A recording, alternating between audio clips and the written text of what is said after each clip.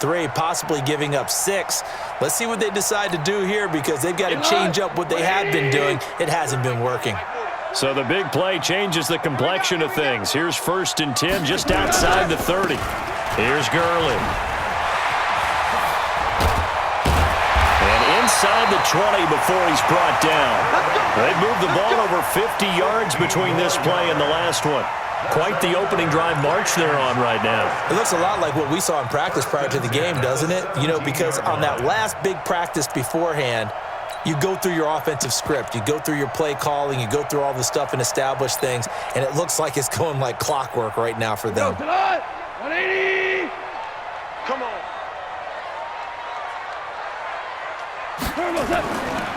They'll run on 1st down. Brown. And this time they were waiting for him as he'll be knocked down before he can get back to the line of scrimmage. And, Brandon, every running back wants to use their speed in order to get out in front of things. Sometimes you just have to be patient, let blocks develop. On that play, that didn't happen. On 2nd down now, it's Brown. And nothing doing. He's immediately taken down at the line of scrimmage. No gain on the play there, so that doesn't help. Now they're looking up at a 3rd and 9 situation.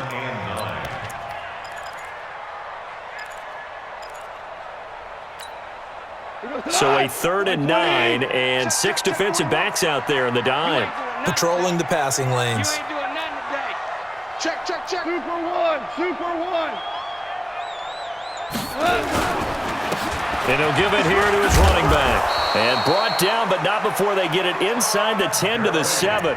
They're able to convert on 3rd down, and that sets up a 1st and goal. A stop there on 3rd. They could have held him to 3 on this opening drive.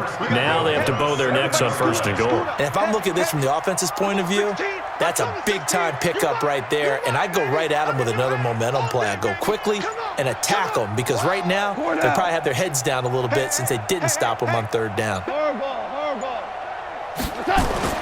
Here's Goff. Rush coming, and he's taken down. Kenny Young leading the surge there as he drops him for a loss of 6. Well, that was point-counterpoint, wasn't it? They decided to throw for it on 1st and goal. Instead, the defense counters with pressure, and the defense wins, getting a big sack.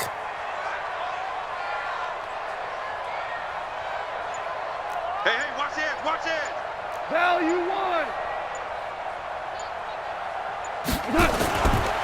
Going to give this time to the tailback. And he'll fight his way down right around the 12. Only a yard there, and that'll bring us to 3rd and goal. This has been a long drive. You got to figure a field goal would be a letdown. Can they convert now on 3rd and goal? We're scoreless after 1. This has been a long drive. You got to figure a field goal would be a letdown. Can they convert now on 3rd and goal? Hey, 4-1's Mike. Hey, keep it up. They go play action with Gurley. Now Goff. Toward the end zone, but that's going to wind up incomplete.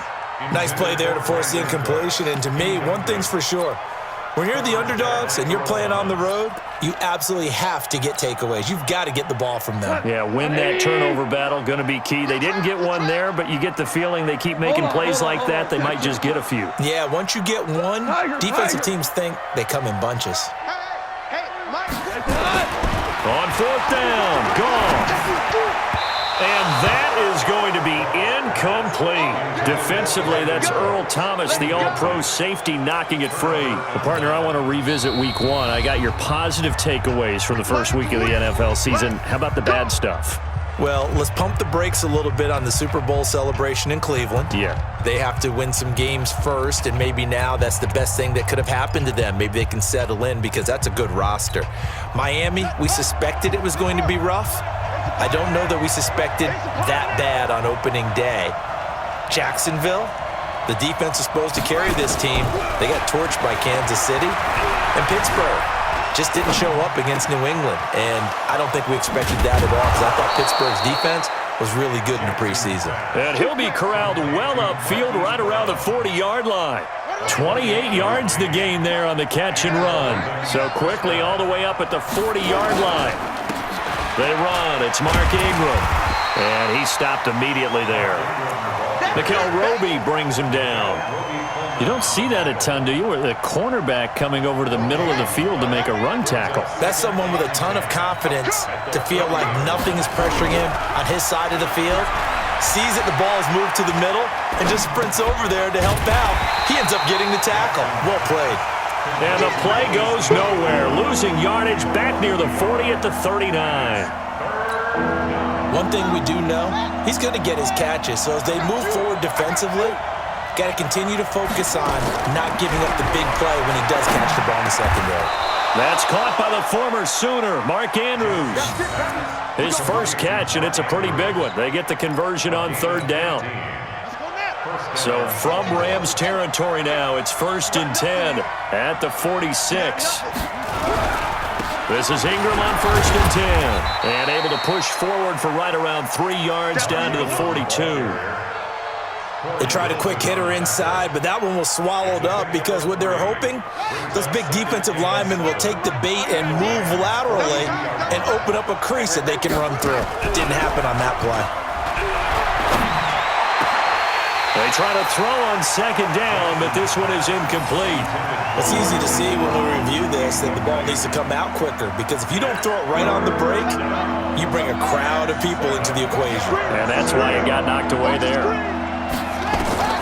On 3rd down, Jackson. Over the middle, complete. It's Andrews. And he'll take it into the end zone for a Ravens touchdown. Mark Andrews, 42 yards. And they are able to strike first here on their opening drive. Tucker able to connect on the extra point, and it's now a 7-0 game.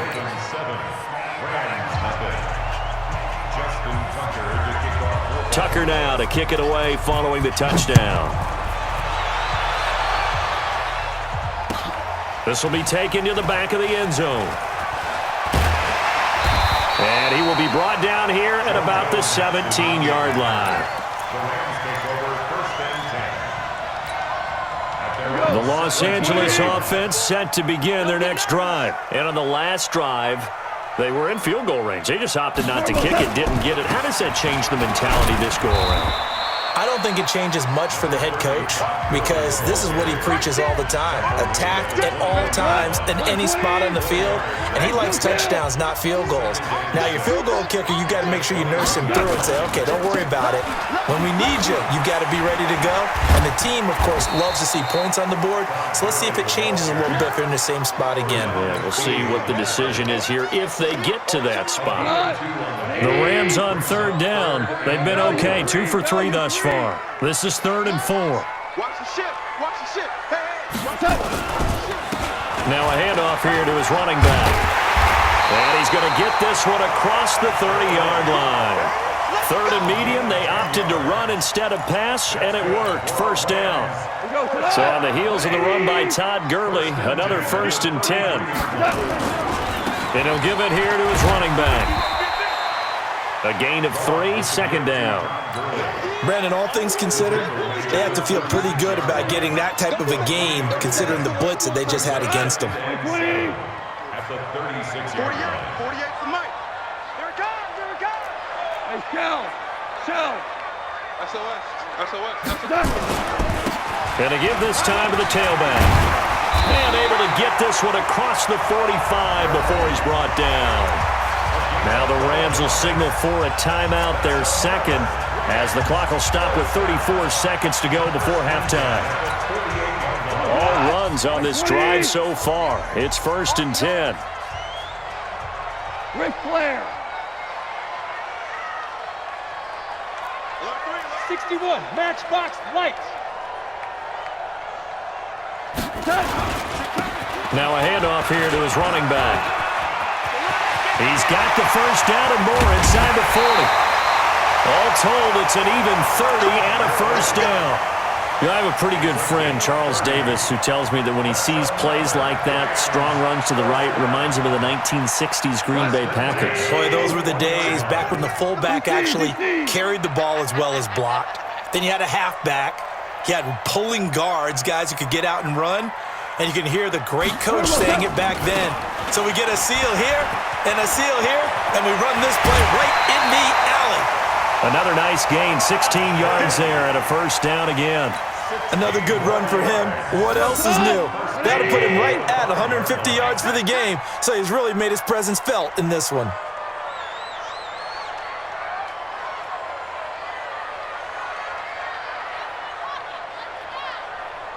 Average wall. 10. On first and goal, Gurley. And he will push his way forward down to about the 3-yard line. The Rams going to be forced to use their third and final timeout as they stop it with 16 seconds to go in half number 1. Todd Gurley standing by his lonesome in the backfield here, second and goal.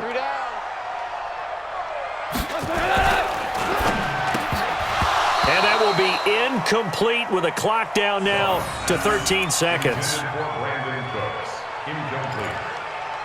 Brings up third down and 3 yards to go.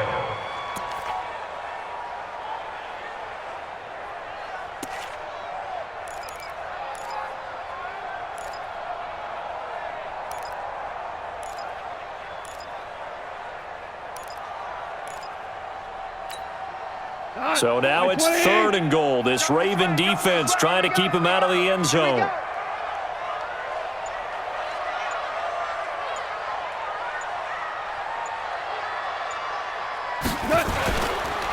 On the toss, it's Gurley. And they'll be driven back here, losing yardage to the 10-yard line.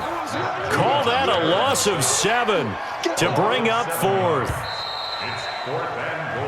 So we've hit intermission. It's halftime. This is the NFL, and it's a presentation of EA Sports. Okay, Coach, appreciate it. A one-touchdown game here as we get set to resume play in the second half. The Ravens ready to receive it, and they've got the lead as well as we resume play in the second half. That'll be taken in the end zone. And no run back here. This will be a touchback, and it comes out to the 25-yard line.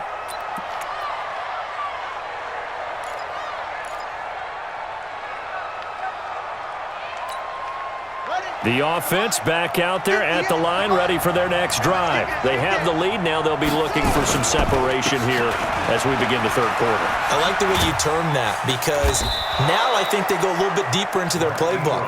They like what they did in the first half. That worked okay.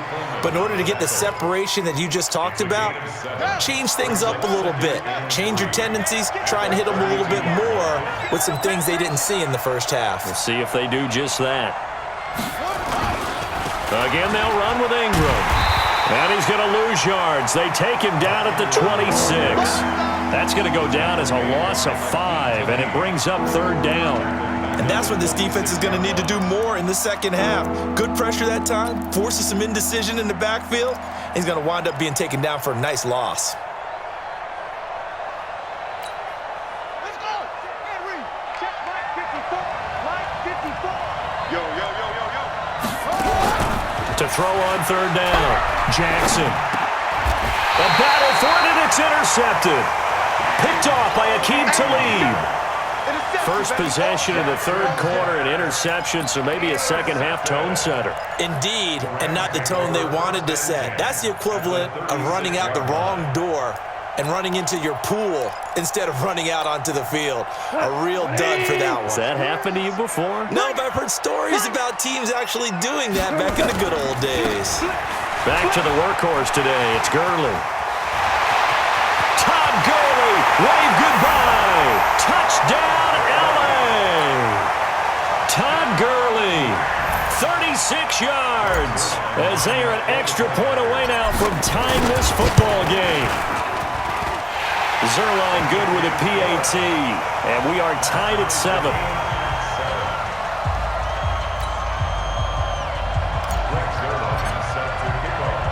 So we're right back where we started, all even as the kick's away.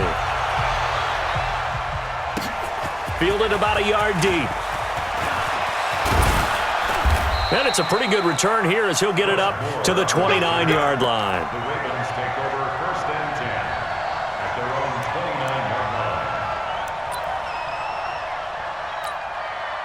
The Raven offense set at the line for this next drive. A tale of two extremes already in this game. A touchdown pass on their opening drive followed by an interception last time out.